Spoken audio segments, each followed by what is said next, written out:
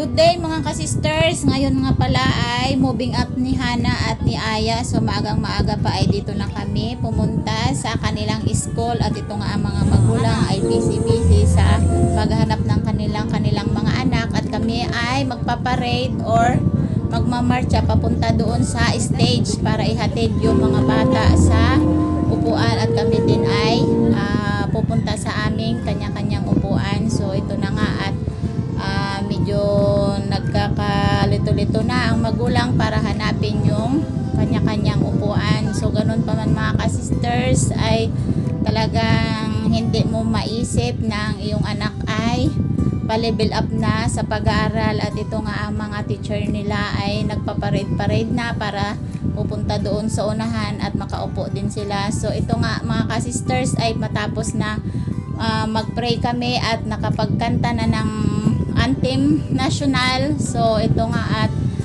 nagkanta din kami ng pangbansang kanta namin dito sa amin at may marupa ang aming kinanta. At matapos nga palang nakapagtalumpati yung aming guest speaker ay ito na po yung grade 10 para tumanggap sila ng kanilang diploma. At maya yan mga ka-sisters ay pupunta din kami ni Hana at ni Aya doon sa stage para magsabit ng kanilang medalya. So ito nga at kumanta pa yung mga estudyante bilang handog para sa mga magulang at bilang pasasalamat nila sa magulang. At ito na nga mga ka-sisters yung hinihintay ko at tinawag na nga ang pangalan ni Aya bilang pagtanggap ng sertipiko at siya rin ay nakatanggap ng isang medalya. At tungkuan ako mga ka-sisters dahil sa wakas ay nakatikim din kami ng pagsabit ng medalya. At pagkatapos nga ni Aya sa grade 8 at ito naman si Hana sa grade 9 ay tinawag na rin ang kanyang pangalan para ibigay yung sertipiko at isang medalya. Ayan, sa wakas ay nakatikim din ng pag-akyat sa stage para sumabit ng medalya mga ka-sisters dahil nung kapanahunan ko ay hindi ako nakatikim na sinabitan ng medalya. So bawi na lang sa mga bata. At ito nga at nagpicture-picture na sila Aya at dahil kami ay uwi na at hindi nga kami nakapag-picture sa school ay dito na nga lang sa bahay kami nag-picture-picture at nag-selfie-selfie. At ito na nga mga ka-sisters ay nag-request si Aya at si Hana na magluto ako ng karning baboy at ang gusto nila ay adobo. So ito na nga at bumili ako ng tamang-tama lang din sa amin kasi nga ay ito lang ang kaya.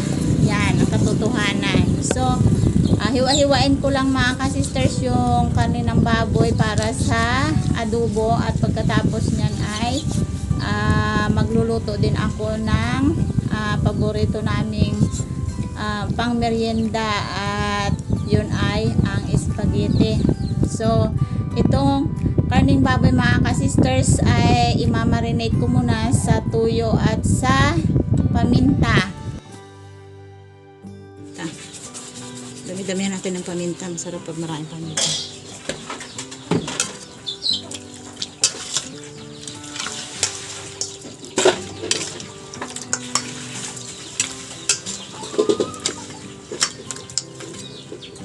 Marinate ko muna sa tuyo at paminta.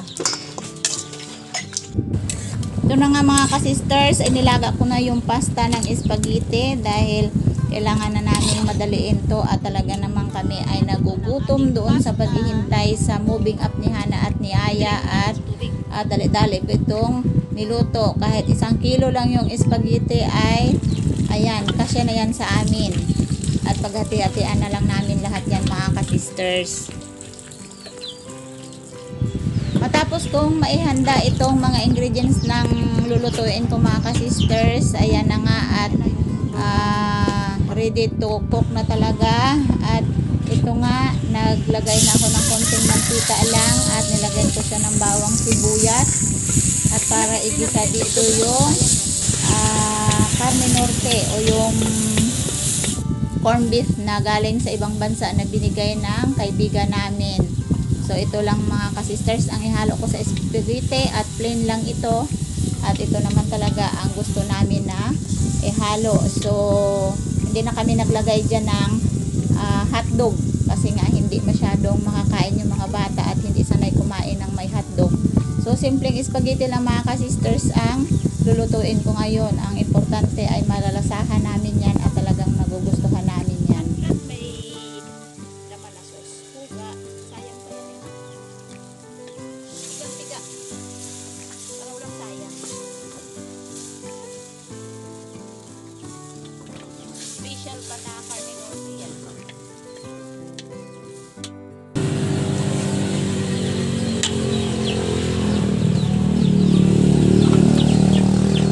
Konting asin. Lagyan natin ng condense. Ang patamis. Kasi ang gusto natin ay sweet spaghetti Filipino style.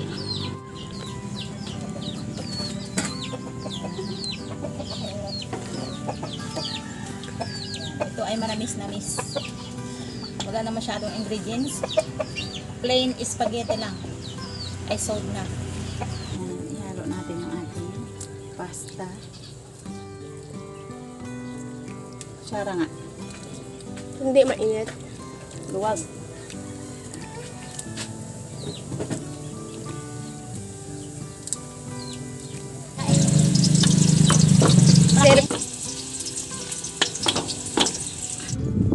Ayan, naglagay ulit ako ng maliit na konting mantika lang para sa adobo mga ka-sisters.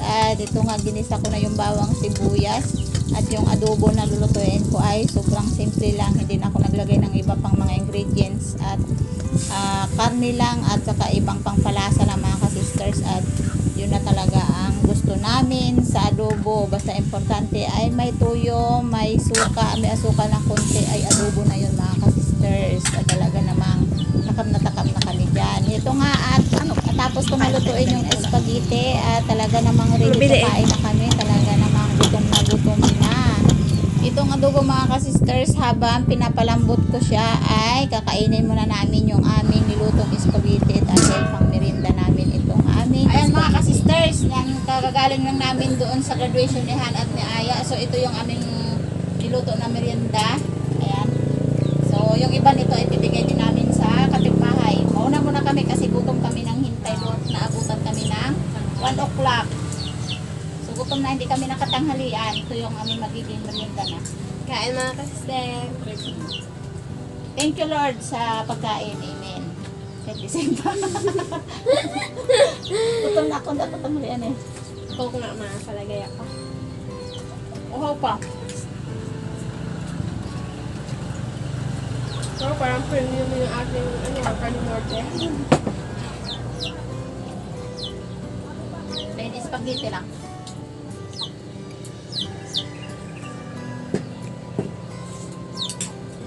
Coke talagang papabuhay. Ito yung paborito namin eh. Ayan tayo mga ka-sisters. Tapos mamaya, yung ulam namin sa tanghalian ay adobo. Favorite ko.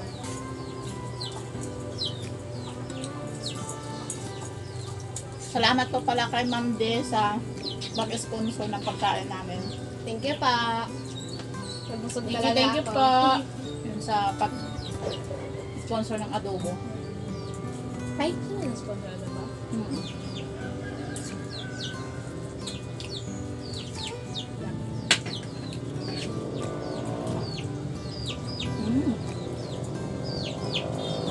Diba taga pagpagod ka? Sobrang init na. Plain lang siya pero masarap yung spaghetti kasi nilagay namin na karne norte ay galing sa ibang bansa. Hindi na kailangan ng mga hotdog. Itong din mga hindi nakatanghalian. Dahil wala niya kayong tinidor.